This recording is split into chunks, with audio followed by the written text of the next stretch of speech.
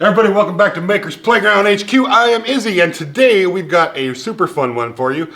I promised you guys a few months back that I would make a nice, cool version of my folding table wall cabinet thingy for tiny homes, and that's what we're doing today. It's pretty exciting, but first I want to say thank you to today's sponsor, K&S Precision Metals.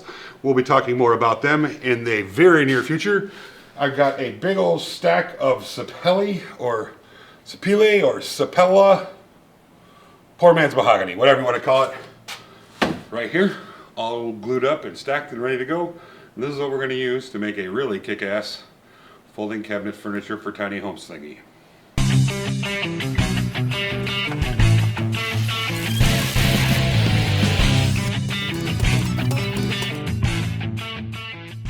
So I'm not going to bore you guys with a big long glue up scene and a bunch of milling.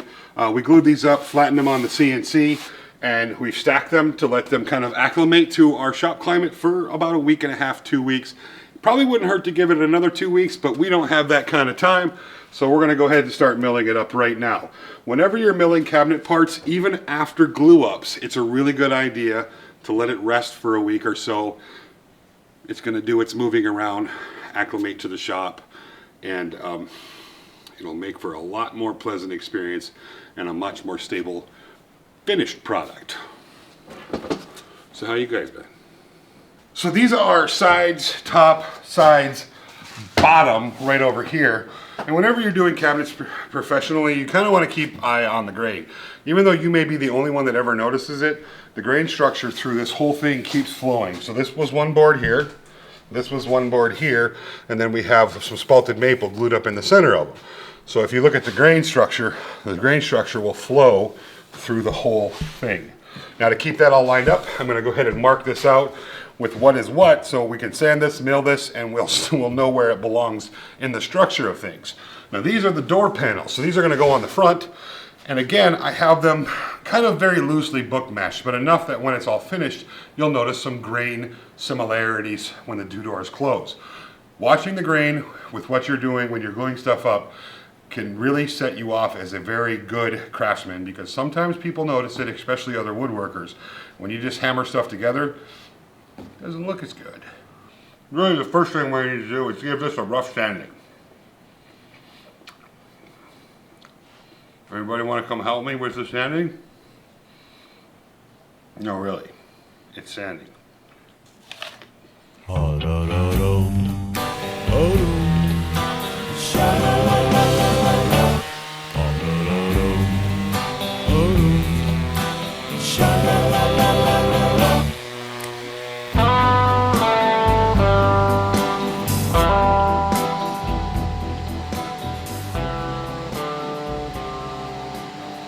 So these are nice and flat now. I need to cut them to their finished dimension or close to their finished dimension, and then we'll start putting the box together. Probably not the most exciting part of the build, but it has to be done, so we're gonna do that. I think right now would be a great time to do a montage. So begin montage.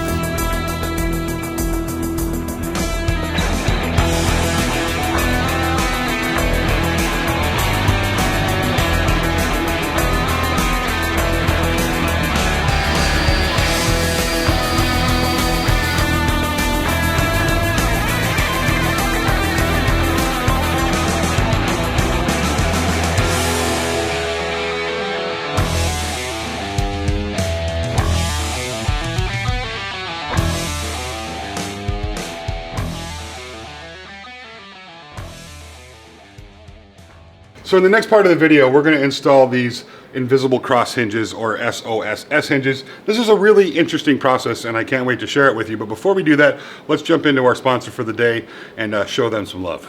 Big shout out to K&S Precision Metals for sponsoring this portion of today's video. This is K&S's new display.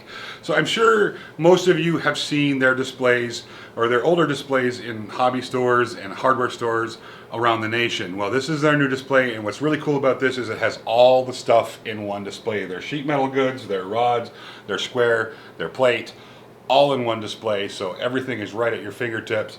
Great prices on their stuff, and I would encourage you the next time you're at one of those places to look around. Now, if you'd like to learn more about K&S Precision Metals, there's a link in the description box below where you can go learn all about them. Again, K&S, thank you so much. Really appreciate you guys. Love having this in the shop. We'll be using lots of this in upcoming content. Now back to the show.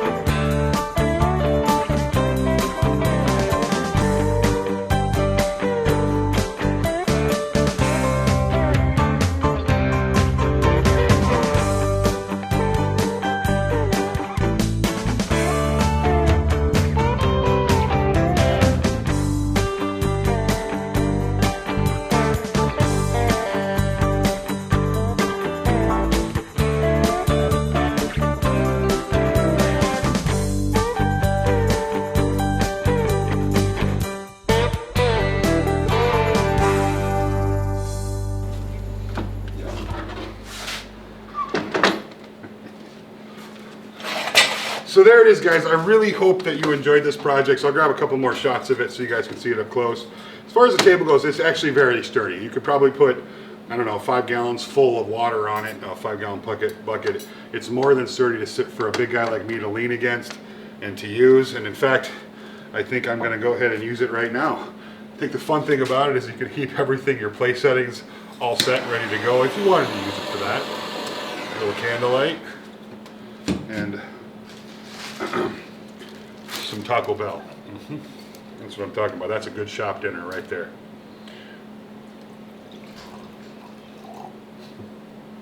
So the nice thing is when it's all done, you can just put it away. I love this build. Hey guys, thank you so much for watching today. I really appreciate it. I hope you enjoyed this build. It was an absolute fun project, especially when you start thinking about like tiny homes, van life, that kind of stuff that's really becoming more and more popular. Furniture that's dual purpose or folds up, space saving, is definitely a fun idea and fun things to play with. So again, thanks for watching. Really appreciate it. Big thank you to K&S Precision Metals for sponsoring today's video, and we'll be seeing you all in the next video.